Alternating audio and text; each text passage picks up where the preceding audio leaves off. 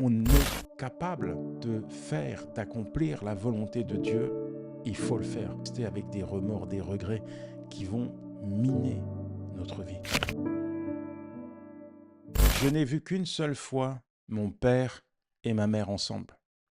Une seule fois, ils se sont réunis dans ma maison. Une seule fois, j'ai passé le jour de l'an avec eux. Une seule fois. Mon père ne m'a pas élevé, ma mère non plus, mais j'ai réussi à les réunir à ma table pour le jour de l'an. Comment j'en suis arrivé là? Eh bien, je vais t'expliquer ça dans cette vidéo. Bienvenue mon ami, je suis heureux de te retrouver. Et si tu veux être notifié des prochaines vidéos qui sortent régulièrement sur ma chaîne YouTube, n'hésite pas à t'abonner en cliquant sur cette petite cloche. Tu vas être béni. Et je voulais aussi te présenter mon application. Je ne sais pas si tu l'as téléchargée, mais s'il te plaît, il faut que tu la prennes. Elle est magnifique. Je te la présente rapidement. Tu as tous les matins une pensée audio. Une pensée audio. Tu as des livres audio. Tu en as un à peu près qui sort toutes les semaines. La prière que tu évites. Mon mariage. Un dialogue de sourds. Arrête de t'excuser d'exister. Le désert de l'angoisse. Bref, t'as plein. C'est des audiobooks, hein. C'est-à-dire quand tu vas au travail, etc., tu peux les écouter. Tu as des podcasts qui sortent. Tu as aussi la possibilité de me partager tes sujets de prière. Bref, tout dans ta poche, tout dans l'application, histoire d'être motivé, encouragé, boosté, tonifié chaque matin. Prends-la, tu vas sur les stores, tu tapes Yanis Gauthier et c'est 100% gratuit. Alors, j'ai choisi de te parler un petit peu de ce livre Héritage.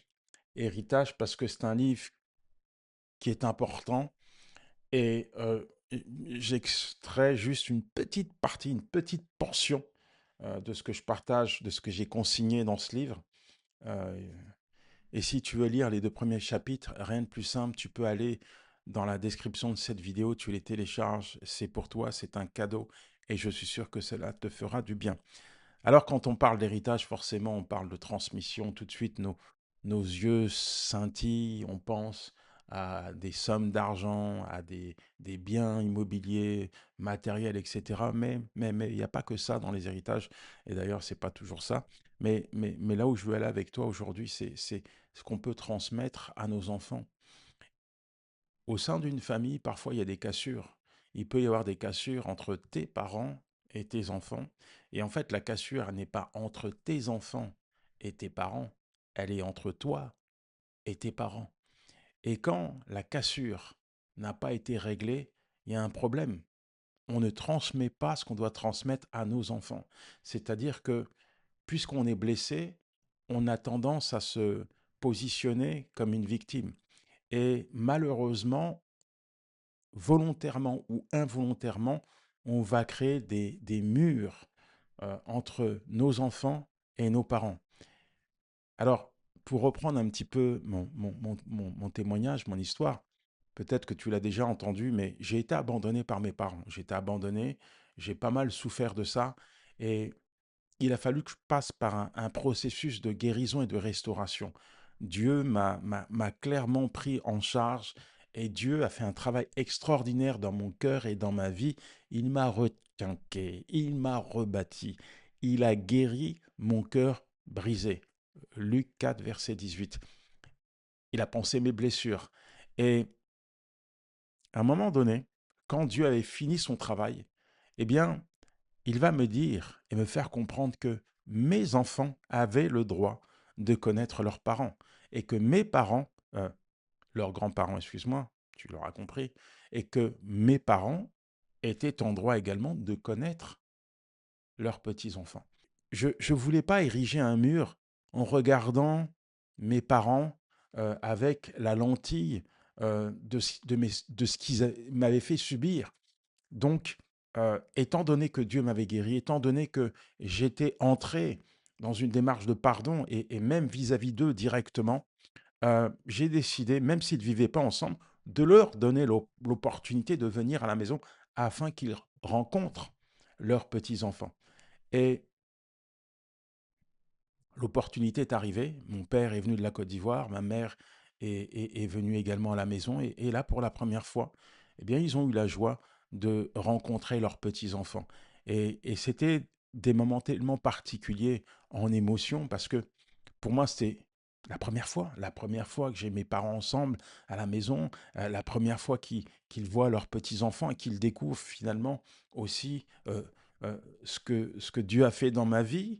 Et ils ont aussi rencontré mon épouse. Bref, c'était plein de premières fois, mais j'ai pu, au travers de cet acte, permettre à mes parents de rencontrer leurs petits-enfants et à mes enfants de rencontrer leurs grands-parents. Et je n'ai pas été un poids, un fardeau pour qui que ce soit. Au travers du pardon, Dieu a créé un pont pour ressouder, rétablir une famille qui a été brisée.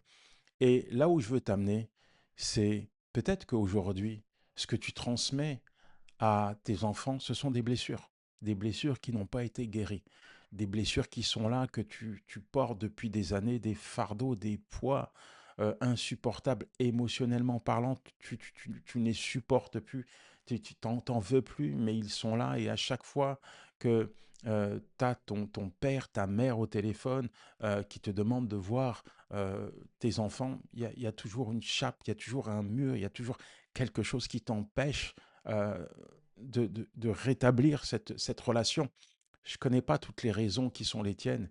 Et peut-être il y a des raisons qui sont dures, compliquées, difficiles, acceptables. Mais moi, ce que je sais, c'est que il y avait ma part. Pour établir une relation, j'aurais pu dire à Dieu, mais non, ils ne méritent pas de rencontrer leurs petits-enfants parce que ils n'ont rien fait dans ma vie.